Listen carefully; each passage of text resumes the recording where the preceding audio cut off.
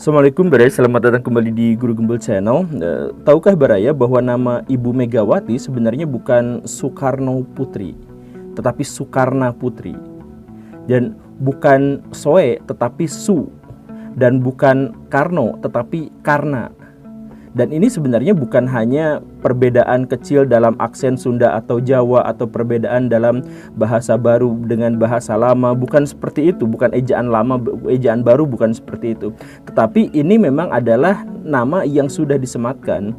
Jadi maksudnya sempat di zaman dulu ketika Pak Karno masih hidup, beliau juga menemukan ada seorang wartawan yang menulis Soekarno Putri dan Soekarno Putra. Itu langsung ditegur, "Hei wartawan-wartawan, jangan sampai bikin saya terpaksa bikin bubur merah sama bubur putih lagi gara-gara nama anak saya digonta-ganti. Nama anak saya itu adalah Soekarna Putri." Jadi sudah langsung ada teguran seperti itu. Bukan Soe tapi Su, bukan Karno tapi Karna. Kita tidak mendapatkan penjelasan lebih kenapa Bung Karno memaksakan nama Soekarna itu. Tetapi yang lebih pentingnya lagi adalah kenapa Ibu Megawati justru memaksakan untuk mengganti namanya menjadi Soe Karno, walaupun itu tidak sesuai dengan amanah ayahnya. Nah, di sini kita akan berbicara bukan hanya soal nama, tetapi sesuatu yang lebih penting di balik itu, terkait dengan politik, budaya, bahkan agama. Yuk kita mulai.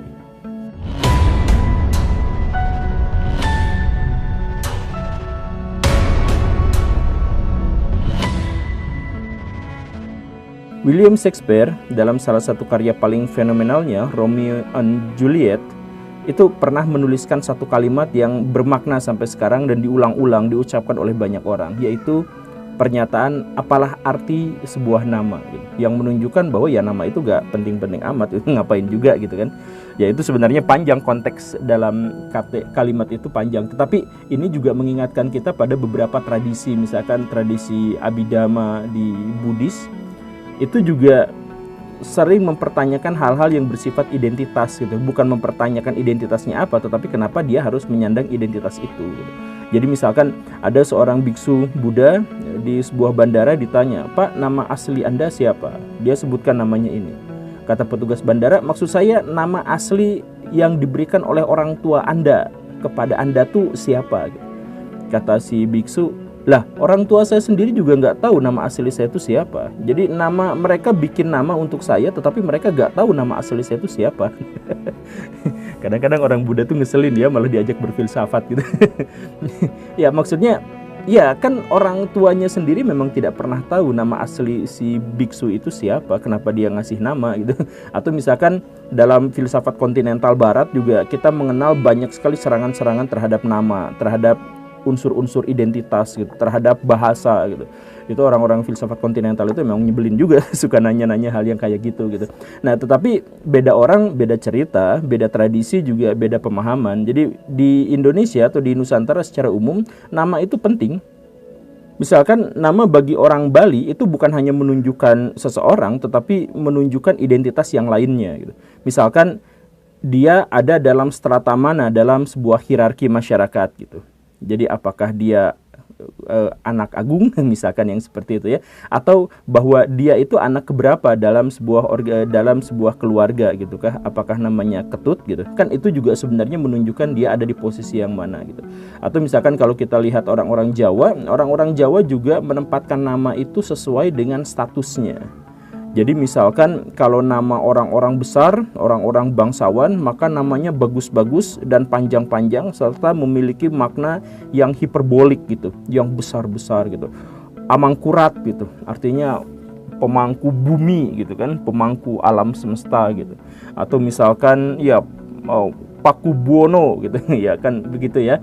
Atau misalkan dan nama itu harus dibuat panjang gitu, ngarso dalem ingkang sinuwun Sri Sultan Hamengkubuwono Panglima ing Ngaloku Abdurrahman Saidin Panutukumu Khalifah Jumeneng ingkang sekian dan seterusnya gitu. Namanya panjang sekali. Nah, karena apa? Karena bangsawan. Jadi nama yang panjang menunjukkan dia itu adalah bangsawan gitu. Atau misalkan dalam kerajaan-kerajaan kuno di Indonesia, nama kecilnya Ken Arok, tetapi sudah besar dia raja, maka harus ganti nama. Jadi nama itu Jadi nama itu sebenarnya adalah menunjukkan bukan hanya profil pribadi, tetapi juga status yang disandang dan sebagainya.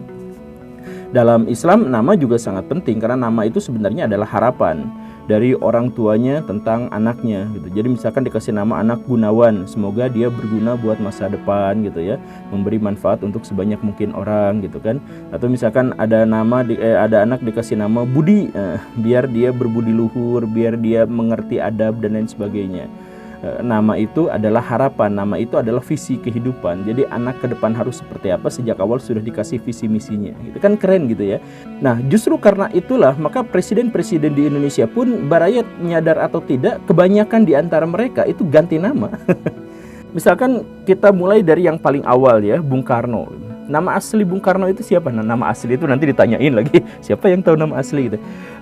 Nama kecil Bung Karno itu sebenarnya Kusno. Tetapi karena beliau sakit-sakitan, gantilah nama menjadi Soekarno. Nah, ini penting. Ini nama berganti gara-gara apa? Gara-gara tidak sesuai dengan ramalannya. Jadi gini, nama Kusno itu sebenarnya adalah nama yang bagus, tetapi nama itu tidak layak untuk orang yang sangat besar di masa depan, atau orang yang dilahirkan sebagai orang besar. Itu nggak cocok, walaupun namanya bagus ya. Nah, karena apa? Karena cuman 2 suku kata, udah selesai sampai di situ.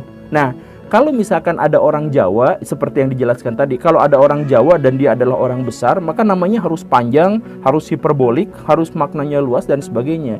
Jadi nama satu kata Kusno gitu, itu kurang tepat gitu. Makanya sejak kecil Bung Karno itu sakit-sakitan. Sebelum akhirnya ganti nama jadi Soekarno, nah sejak saat itu nggak sakit-sakitan gitu. Ini mau cocok logi mau apa, tapi ini memang bagaimana cara kita menerjemahkan budaya masyarakat Jawa pada waktu itu gitu. Jadi dikasih nama Kusno tuh nggak mau, karena dia orang besar, setidaknya di masa depan. Makanya digantilah menjadi Soekarno. Soekarno itu besar karena apa? Diambil dari kata dua kata. Jadi yang pertama itu adalah Karna, Adipati Karna, di mana Adipati Karna itu adalah seorang raja yang sangat kuat, yang sangat besar, tetapi dia rela mengabdikan diri secara pribadi kepada seseorang demi prinsipnya, demi tanggung jawabnya, demi kesetiaannya. Jadi dia bisa mengalahkan Duryodhana, dia jauh lebih sakti, lebih kuat daripada Duryodhana, dia bisa menghancurkan Hastinapura dengan sangat mudah, tetapi karena dia merasa bahwa dirinya berhutang budi dan bahwa harga dirinya ditempatkan pada kesetiaan, maka dia tidak melakukan pemberontakan dan pengkhianatan. Bahkan ketika Duryodhana itu melakukan kejahatan, dia tahu itu jahat, tetapi itu dia pikir sebagai bagian dari konsekuensi. Nah, ini kan sebenarnya maknanya sangat luar biasa, dan karena walaupun dia baik tetapi berpihak pada yang jahat, maka ayahnya menambahkan di depannya itu Su.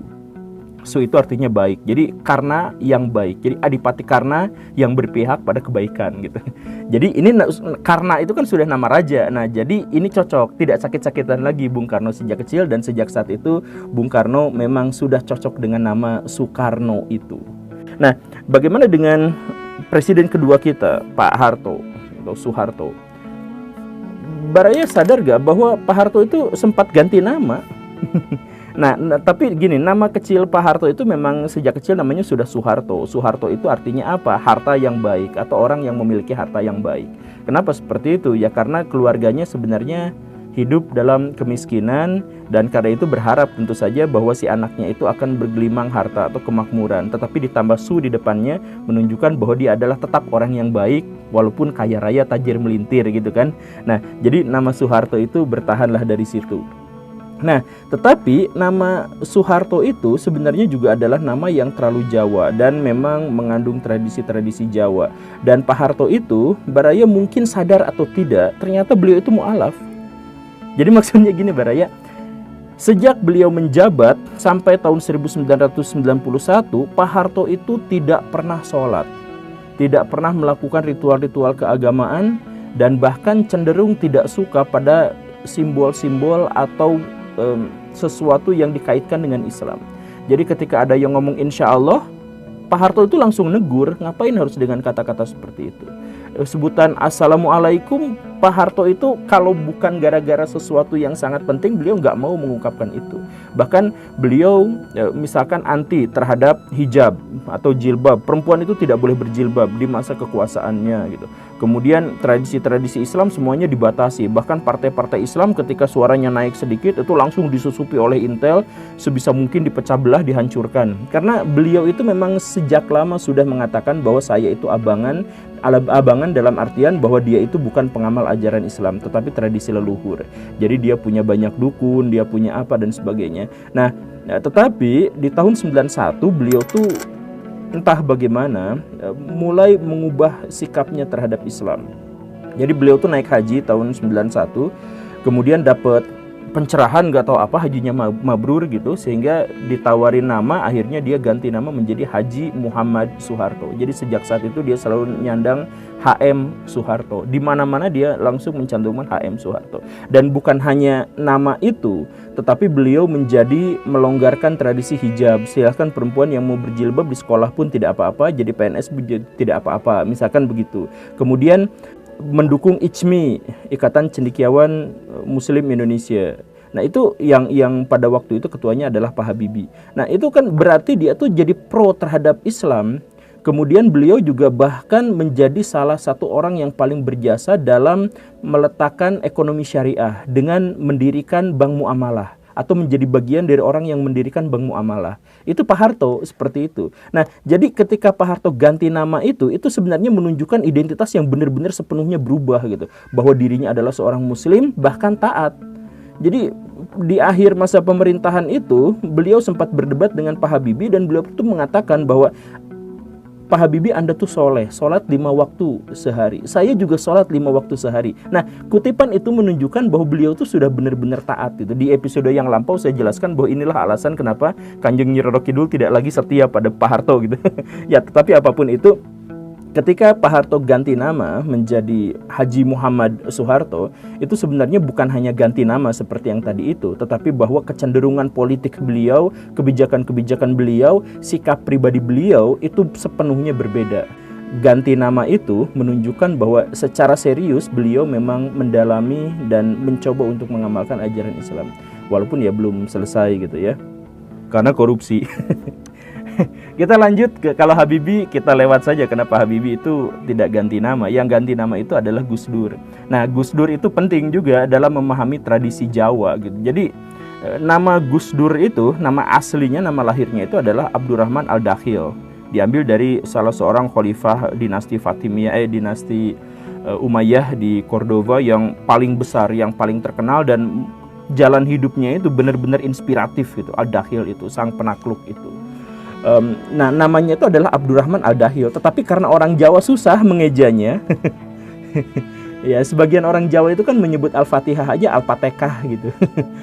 Abdurrahman Ngabdurrahman gitu. Nah, jadi nama Al-Dakhil itu benar-benar susah dieja oleh orang-orang Jawa pada waktu itu, dan itu bisa mengancam. Jadi ada perpecahan antara nama Arab dengan nama Jawa, itu kan jadi agak bingung gitu. Nah, akhirnya diganti saja sama ayahnya, Ad-Dakhil itu diganti menjadi Abdurrahman Wahid. Wahid itu nama yang sangat enak untuk lidah orang Jawa. Nah, jadi pergantian nama ini menunjukkan apa? Menunjukkan upaya rekonsiliasi antara Islam dengan Arab, antara Jawa dengan Arab gitu.